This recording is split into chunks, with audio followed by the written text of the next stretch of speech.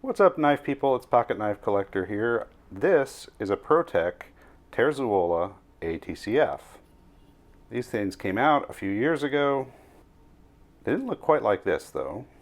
The first batch were tuxedo patterned. They had white G10 and matte black aluminum bolsters. And then the pocket clip didn't look like this. This is ProTech's standard pocket clip.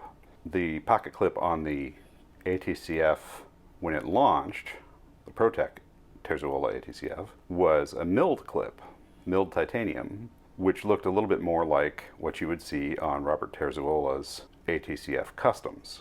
He often has a milled titanium clip with hidden hardware, so you can't see the screws that attach it. And those ATCF models, the ProTech ATCF models that debuted, cost in the neighborhood of $500. And then for a couple of years, they had variations, different materials, different colors of material. And then Blade HQ dropped a model that was less expensive than all those that had come before. All the previous ones were in MagnaCut steel, and like $450 was sort of the floor for any of those, and they would go up from there depending on how fancy they were. And then this model came out as a exclusive to Blade HQ, and there were a few different versions of it. There was this black one, and then there was a gray one. I have a video. I actually had both of them at one point. And they called this the traffic pattern, these lines on here. And this is solid aluminum, so you don't have the look of a bolster and then an onlay. And these were a good bit cheaper. These were like half as much as any of the ProTech Terzuola ATCF knives that had come previous to this. And these were in CPM S45VN, which is a great steel. A lot of people would choose that if they were just picking among any steel they'd like. But it was the first ProTech Terzuola ATCF that was not in MagnaCut.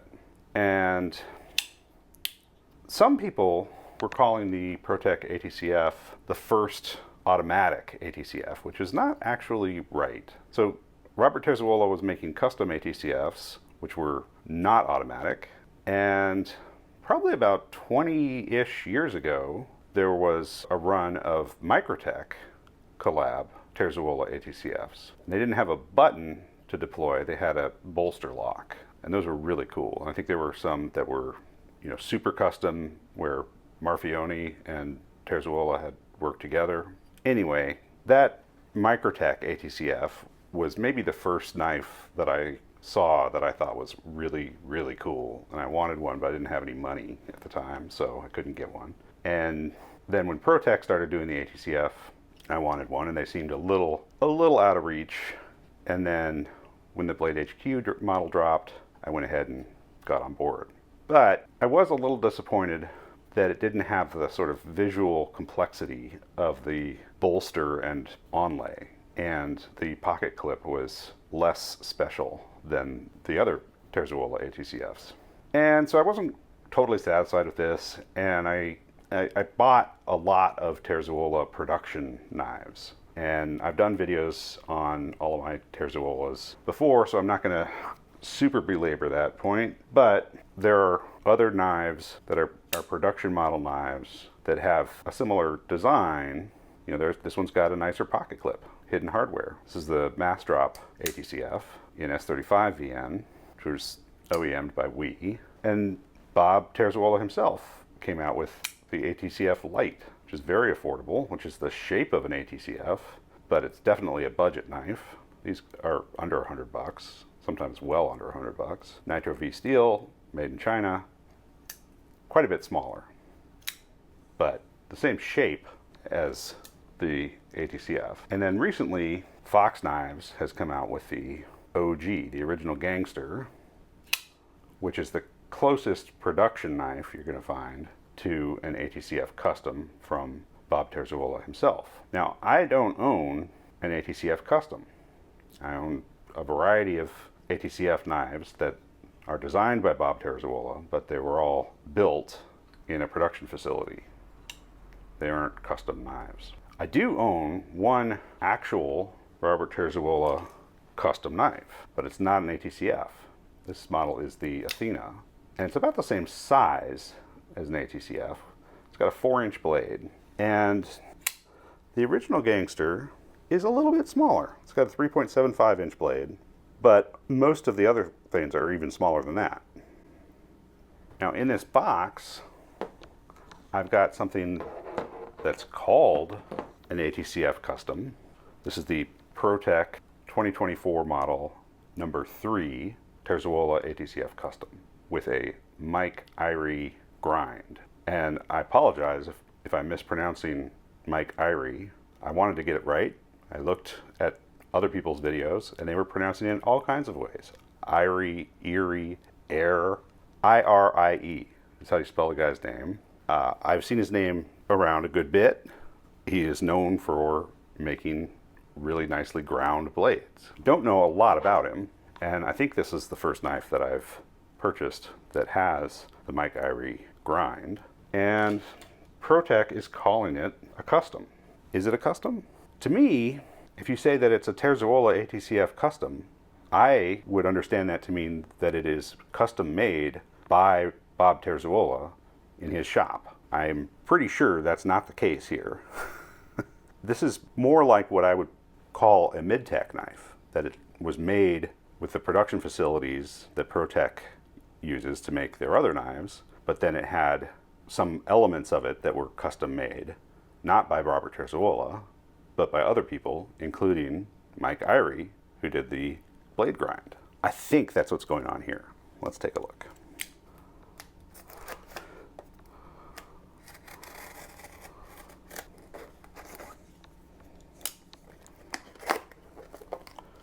Okay.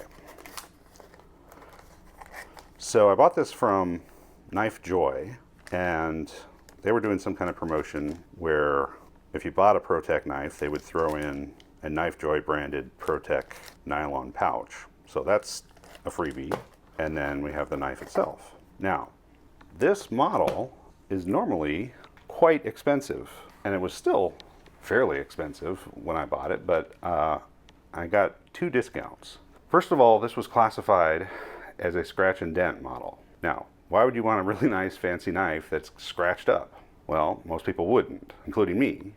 But Knife Joy had a little scale where, you know, if you looked at the details on a listing, you know, all their scratch and dent stuff has grades listed for how, you know, what condition it's in. And this one was marked that the condition of it was basically new, like new, with the original box and everything, but they weren't selling it as new because it had been a display model, been opened up, and it had been handled. But there was nothing wrong with it cosmetically. That's my understanding. Let's open it up and see if that's actually the case. So instead of being, you know, close to $700, which is what these things were originally marked, they had marked this down to less than $500, and then they also had a coupon that you could use to take a percentage off, like 10%, for National Knife Day. So I applied that to this already marked down scratch and dent model and brought the price down further.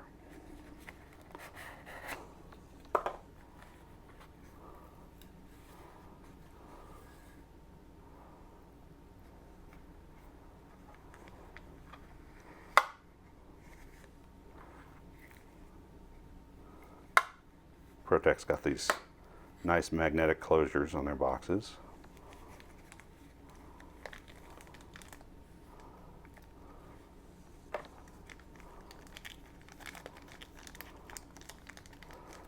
Well, the sticker still seems intact.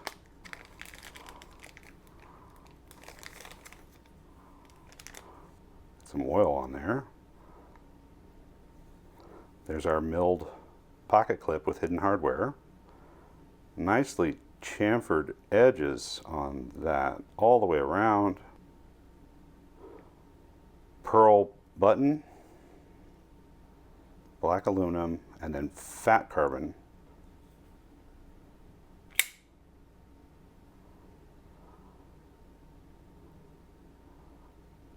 Let's clean this up a little bit because it's got some oil on it, and take a closer look at this custom ground, compound ground blade. So I'm going to stop the video for a second, clean this up, and I'll be right back.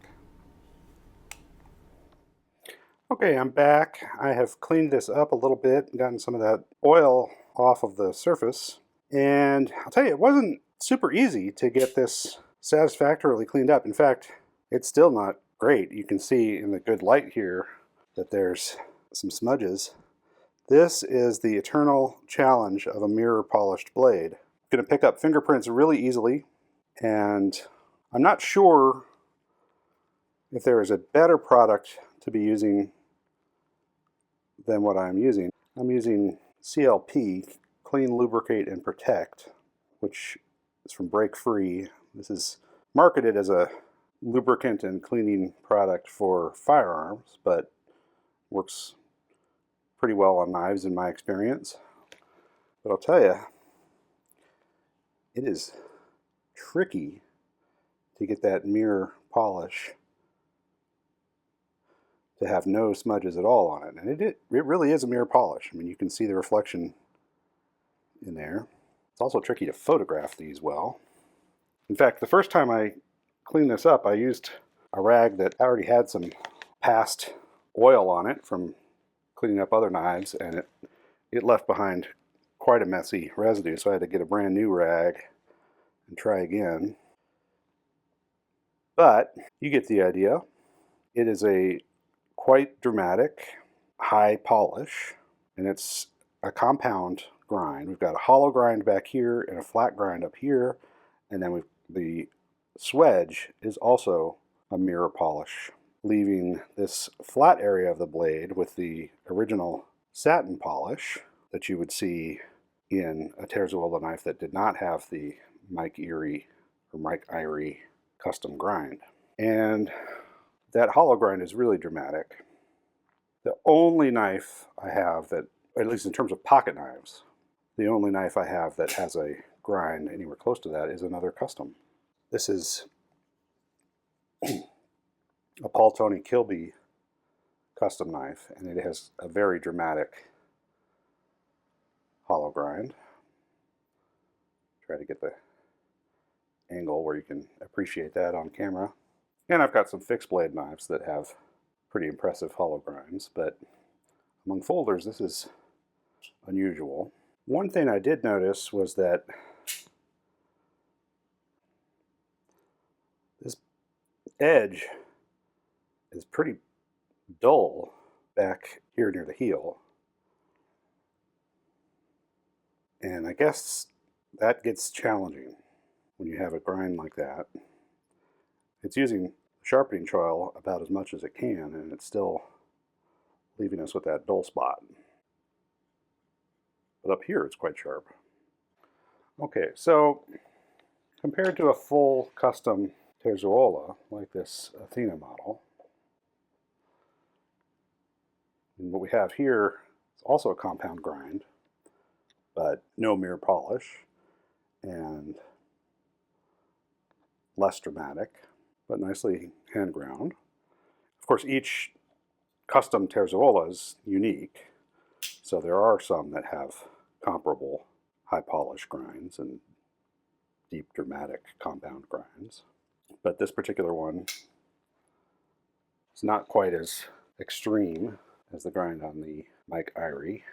We see compound grinds on some of our other production Terzuolas, like this compound grind on the MKM clap, which is just two different flat grinds, different angles, right?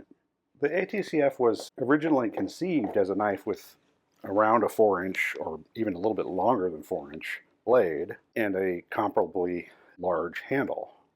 And it just feels a little bit more appropriate in a bigger size. I mean, 3.5-inch blade is what most people, including myself, would think of as a full-size knife. But on this particular model, it just seems like it's not quite as big as it's supposed to be. And that's because it's not quite as big as it's supposed to be. Right? The ATCF had proportions as a custom knife, and those are scaled down here. And yeah, it's still a decent size, it's still a usable size, but it just feels like I want a little bit more handle than that, and I wouldn't mind a little more reach on the blade than that. Yeah, the Fox version of this with a 3.75-inch blade seems closer to correct. And then of course this Athena is about the same size as an actual custom Bob Terzuola, and it's even a bit bigger. Compared to the version of the ProTech ATCF that they're not calling a custom, there are several noticeable improvements. Not just the blade grind, although that's pretty obvious. One of the first things I noticed about this knife when I took it out was how nicely smoothed over these edges were. Now these are also rounded over, but this was done by grinding, whereas this may have been molded this way. I'm not quite sure how they produce these aluminum handles, but if you were sanding this carbon fiber, you would also end up sanding the bolstered area. Yeah, it just feels a little more refined. The jimping back here is sharper on this one than it is on this one. I mean, it's noticeable. It feels different. It looks different. The blade steel in this case, this is a less premium steel. This is 154 cm, not even CPM 154. It's not the particle metallurgy version. It's good old 154 cm, which is a perfectly respectable steel. 20 years ago, that's what most nice knives used. See, even just closing it, I got a little grease on that swedge. It's going to be difficult to keep this thing clean unless I just don't handle it at all. But yeah, the CPM S45 VN is going to perform better in terms of toughness and edge stability, not necessarily in terms of cutting, because the cutting geometry of this grind is superior. The S45 VN is going to have, in terms of edge retention, it's going to have some advantage, and stainlessness probably too. 154 cm is pretty tough. The logo has gotten smaller and moved a little bit in order to accommodate that. This blade is not marked 154 cm anywhere. So this is a 2024 model, and I think you could probably still find these in stock some places. They have the same grind available on some of the 2025 ProTech Terzuola ATCF customs that Mike Irie grind, but instead of 154 cm, I think they're doing it with MagnaCut.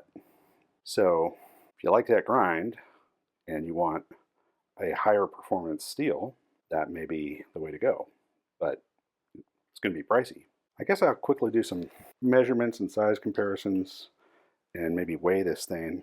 Measuring from the edge of the bolster, it's actually just under 3.5 inches in blade length. And the cutting edge, you would probably measure from about here and get about a little more than 3.25, but realistically, that bit there is not sharp. So the actual cutting edge is only about 3 inches. So let's weigh these. I'm going to guess, before we throw them on this scale, that this Blade HQ exclusive version with just the regular blade grind might be a little bit heavier than the Mike Irie custom ground version, because I think more material was removed from the blade here. Now this also has carbon fiber where this one has aluminum, and I suppose the carbon fiber is probably a little bit lighter than aluminum, but I don't think that'll be very significant in the overall weight. And this titanium milled pocket clip probably doesn't weigh exactly the same as the ProTech folded pocket clip. I'm not sure if that's made out of steel or titanium, to be honest with you, but they're different, so they probably don't weigh exactly the same. Let's find out. This version weighs 104 grams, or 3 3/4 ounces, and the custom weighs 96 grams, or 3 3/8 ounces. So yeah, it's lighter, and I think that's mostly attributable to more of the blade material being ground away. Size comparison, we've got our Fox OG, Fox Original Gangster, and Terzuola ATCF Lite. Let's look at the There's our Spyderco PM2 and Para 3.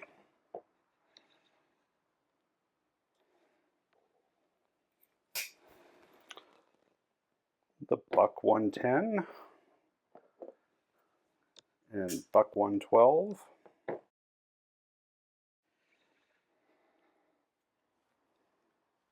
Benchmade's Bugout, Mini Bugout,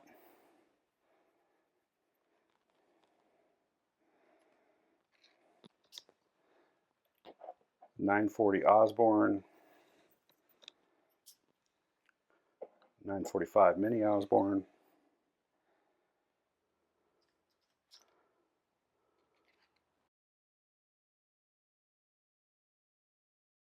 a full custom knife would cost more than this. This is what I would call the definition of mid-tech, right? I mean, it definitely has some custom finishing going on. The blade grind is custom. I've talked about this Bugout that Benchmade has priced at about double what most people think is appropriate for a Bugout. Yeah, I mean, you can see why ProTech is able to price the ATCF custom, what they're calling a custom, higher than what other companies are charging for premium production knives. You are getting more for your money with that ProTech. Of course, this is likely to end up being a safe queen or something to put on a shelf or put on display. Handling it at all is going to leave fingerprints on it.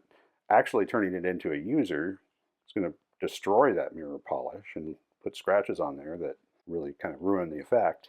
And that's one of the reasons that I'm reluctant to buy highly polished blades. Even satin blades, I think I prefer stonewash most of the time.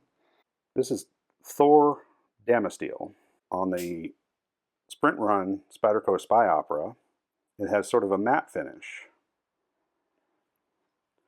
On this X Series Barlow from Pena, it has a high polish. And I think I would prefer, or I do prefer, the matte. I might even use that and not be terrified of ruining it. Okay, well, I'm not doing a full review of this ProTech, but I did want to unbox it and share it with you and appreciate it together. It's a pretty cool knife, one that I would be hesitant to EDC, but maybe you wouldn't be. Maybe you'd be perfectly fine carrying this around and getting fingerprints on it and getting scratches on it. And maybe that price tag is not as intimidating to you as it is to me. Anyway, I hope this video was interesting. If you liked it, I hope you go ahead and give it a thumbs up. And if you subscribe to my channel, I'll keep showing you knives. Thanks a lot. Bye-bye.